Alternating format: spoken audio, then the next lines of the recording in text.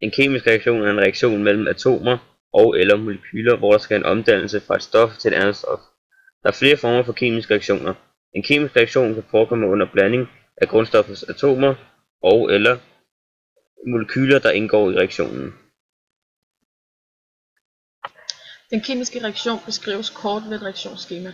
Et reaktionsskema består af en reaktionspil med de stoffer, der deltager i den kemiske reaktion, stående på venstre side, og de stoffer, der er resultatet af reaktionen på højre side af reaktionspilen.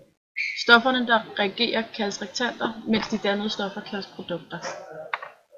I dette reaktionsskema har vi et oxygenmolekyl, et hydrogenmolekyl på den ene side, og på den anden side af pilen har vi et H2O-molekyl.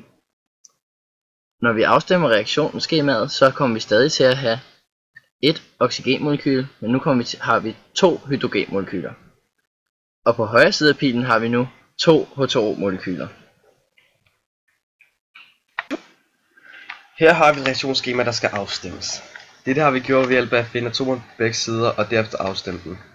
Det har vi gjort for eksempel ved, at vi kunne se, at der var 2 carbon på venstre side, og for at det skulle blive det samme på begge sider, så er det 4 carbon på højre side og 2 på venstre.